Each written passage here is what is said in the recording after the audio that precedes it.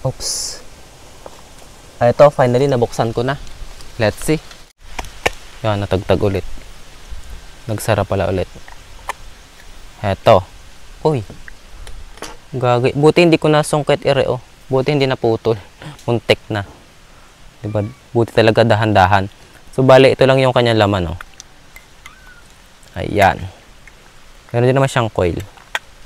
Muntik na talaga to. Muntik na maputol. Delikado. Huwag nyo na guys bubuksan kung sakaling bibili kayo pa kasi masira pa, sayang. Mahal din naman to. Ayan. Ayan ang capacitor. Tapos yung wire niya ang laki. Tapos yung nandito sa loob hindi natin makikita kasi meron na siyang ano. O kung anong tawag dito. Nagsisilbi na rin siyang heatsink. Para yung init talagang lumapat dito sa ano. Ma-absorb nitong kanyang case na metal. Ayan lang. Tapos yung iba pa niyang circuit board nasa loob na. Pero hindi natin siya makikita. Kasi nga masyadong ano na to. Nakadikit na. Baka masira pa pag binuklat ko. Hanggang dyan lang muna itong tear down natin ito. At baka ako wala nang magamit. Kaka-tear down. Yan. Flex nga pala natin si Cram Real na nag-request ng video na ito. So itong product natin ngayon na itong solar charge controller ng Elejoy. Ito ay MPPT step up na solar charge controller. Ito yung kanyang model ELMU200SP.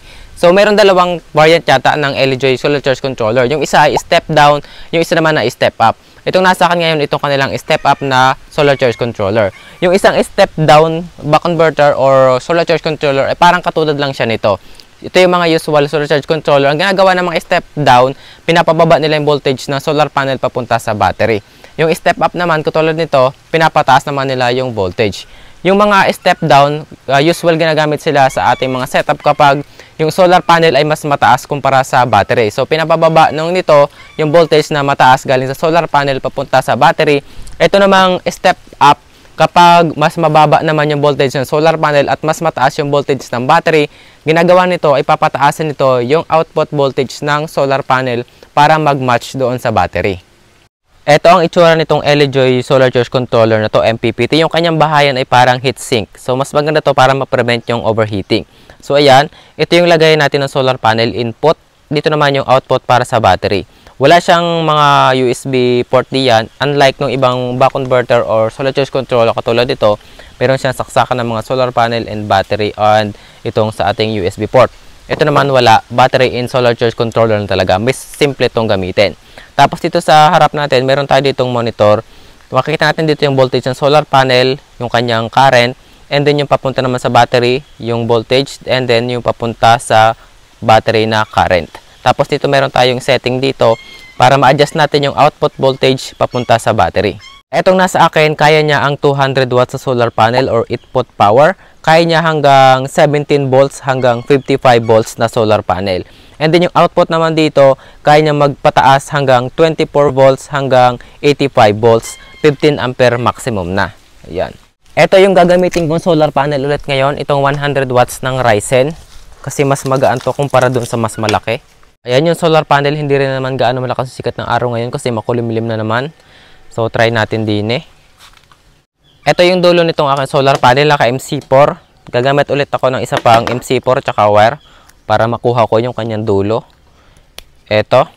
Try natin kung alin ang positive at negative dito. Tapos, para matingnan natin yung kanyang voltage. Ito ngayon, meron tayong 21.93 volts. Tumataas pa yan kapag malakas yung sikat ng araw. Pero maximum niya ang nasa 23 volts. So, ngayon naman, alin yung positive dito? Ito. Ang positive ay ito. So, ito. Ilalagay ko naman siya dito sa ating solar charge controller. Dito nga pala sa Elejoy na to, baligtad siya kumpara dito sa dati. Dito, inuuna natin yung battery papunta sa solar charge controller, sunod pa sa solar panel. Dito naman sa Elejoy, uunahin naman natin ilagay ang ating solar panel. So, ito, positive din eh. Iangat ko lang tong dalawa. Ayan, tapos isuot ang positive. And then, yung negative naman, dito sa sunod. Yun eh. So, ayan. Umilaw na siya. Ayan, medyo hindi siya makita ng ayos. Ito, yung voltage ay 20.3 yung solar panel. Yung output naman ay nakalagay sa 27. Nagbiblink siya sa camera pero sa usual naman dito sa akin ay wala naman. Sa camera lang siya nagbiblink. So, ganito naman sa ating battery. Kapag yung battery natin ay naka 12 volts, ibig sabihin siya ay naka-parallel, ganyan. Ngayon, kapag ang gagamitin natin ay 24 volts battery, isi-series natin siya, igaganyan natin siya. So, eto, ikakabit ko din sa negative. Ayan. So, test natin ngayon sa multimeter. Kung talagang 24 volts na. Ito, ang positive at negative. Ayan, meron tayong 23.2 volts. That means low bat yung battery. So, ang gawin naman natin ngayon, ay i-connect naman natin etong controller papunta sa battery. Pero bago yon, ay iaayusin muna natin yung output voltage dito sa ating solar charge controller. Kapag 12 volts yung battery, nasa 13.8 yung output voltage ng ating solar charge controller para safe yung charging. Pero kapag 24 volts naman, i-times 2 lang natin. Bali, meron tayong 27.6 volt para sa 24 volts na gel type battery katulad nito. So ito, baguhin lang natin. Ito, minus natin. Minus para bumaba itong output voltage sa battery. Ayan, 27.6. Ayan. 27.6, then click OK. So ayan. Measure naman natin din sa multimeter kung ilan yung output voltage dito sa ating solar charge controller, kung tama. Dito. Ito yung positive natin. Ang negative naman ay dito. Ayan, 27.96, medyo mataas. So magkaiba lang yung kanilang reading. Para mas safe, ay babagbaan ko na rin pa. Magkaiba kasi, gawin natin 27.6. Isa pa. Ayan, 27.66. Pwede na yan. Tapos, tagtagin ko na din Ayan. And then, ikakabit naman natin dito sa ating battery. So, dito yung aking positive. Gagamitin ko to. Meron na siyang terminal lag para hindi mahirap maglagay dito sa terminal ng battery. Kapag kasi wire lang tapos pinagbali-baliktot mo lang siya dito para magkasya sa butas, mahirap. Minsan natutuklap yung wire at nagpuputol-putol. Dito. Ayan. Tapos yung negative naman ay din Kapag nagko-connect tayo ng mga battery, mas magandang gumamit na tayo ng mga may kulay na wire. For example, ito, negative ay itim, positive naman ay pula. Para laging tama at hindi tayo malito. Kasi lagi ako nalilito dyan kapag parehong kulay yung ginagamit ko. So, ito yung positive natin. Ilagay natin din Ang positive natin ngayon dito ay itong kulay yellow. Ang negative naman natin ay itong kulay itim. So, positive, itong pula. Lagay natin din Yan. Tapos, ito namang negative ay din Yan, hindi lang kasya. Dito. Ayun. So, bale, ito, nakalagay na siya. At nagbibigay naman tayo, nakapagbigay naman yung solar panel ng 1.75, 1.7, yun, umaabot ng 2 amps. 2.6, 2.9, 3 amps, nasa 3 amps na. Ayan. So, nagcha-charge naman yung ating 24 volts battery gamit ang LEJOY step up na solar charge controller, tapos yung 100 watts na solar panel. Pero hindi siya nakabilad sa sunlight ng mas direkta. Bilad natin din Ayan. Mas malakas yung sikat ng araw, mas malakas yung power. Isa pa. So, let's see din kung mas tumaas. Ito, umabot ng 3.50 amps. Nasa 24 volts at 3.45 amps. So, ayan. Ngayon naman, try natin taasan pa yung voltage ng output dito sa ating LEJOY Solar Charge Controller. Kung kaya niya nga hanggang 85 ba yun?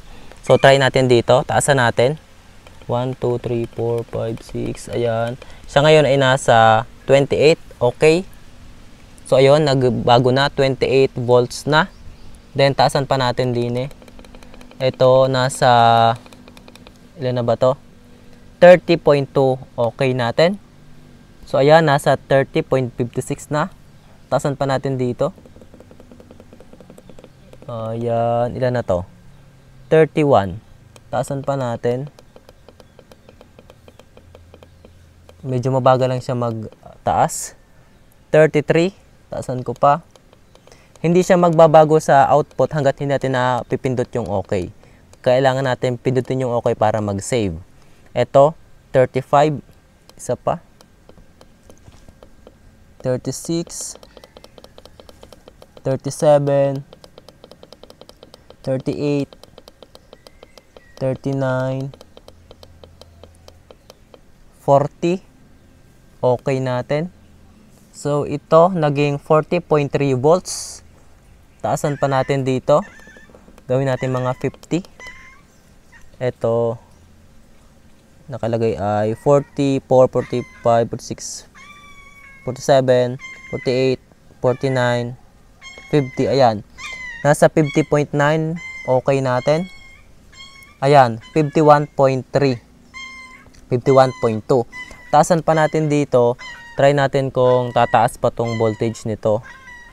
Let's see. 55, 56, 57, 58, 59, 60. Okay. Ayan, 63 volts. Taasan pa natin ng mga hanggang 70.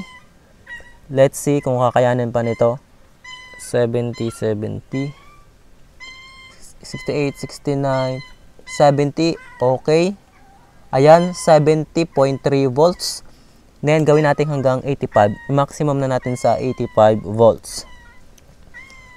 85 volts, 78, 76, 77, 78, 79, 80, 81, 82, 83, 84, 85. Okay. Ayun, 86 volts.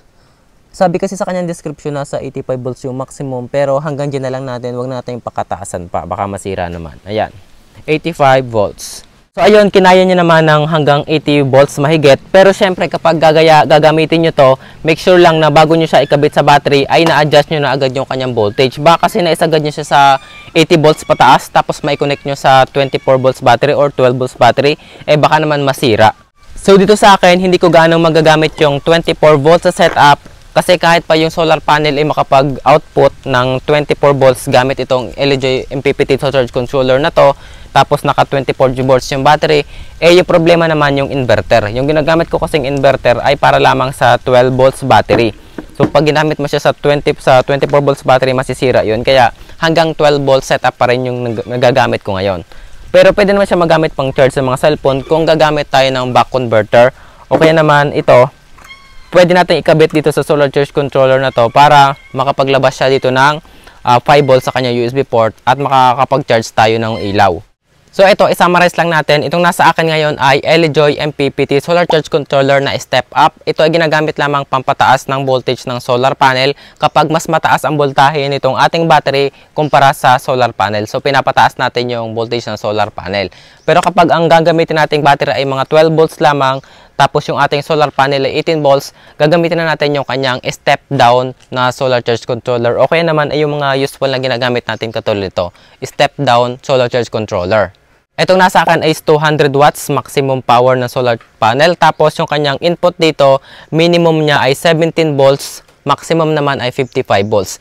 Kapag gumamit ka ng solar panel na mas mababa sa 17 volts, hindi siya gagana. Tapos yung output naman dito sa ating battery ay nasa 24 volts hanggang 85 volts. So ayun. Pwede rin ito sa mga lead acid batteries tsaka sa lithium batteries. Magkakatalo na lang sila sa output voltage na ilalagay nyo dito. For example, dito ay lead acid battery or gel type. Ang output voltage natin para sa 24 volts battery ay 27.6. Kapag lithium battery naman na 24 volts battery ay 28.8 volts. Sa pagkoconnect naman ito ay kabaligtaran siya ng ibang solar charge controller. Dito, inuuna natin ikabit ito papunta sa ating solar panel. And then, i-adjust natin yung output voltage natin. Kapag tapos noon, saka natin i-connect yung ating battery dito sa ating solar charge controller na ito. Sa ngayon, hindi ko pa siya magagamit dito sa aming buong setup kasi pang 24 volts battery to. At yung amin namang battery ay naka 12 volts lamang kasi 12 volts lamang yung aming inverter. Pero magagamit ko siya pang DIY. So, ang price nga pala nito ay ayan. Ilalagay ko na lang yung link natin sa ating description box below. Kung meron pa kayong question, just comment lang sa ating comment section below.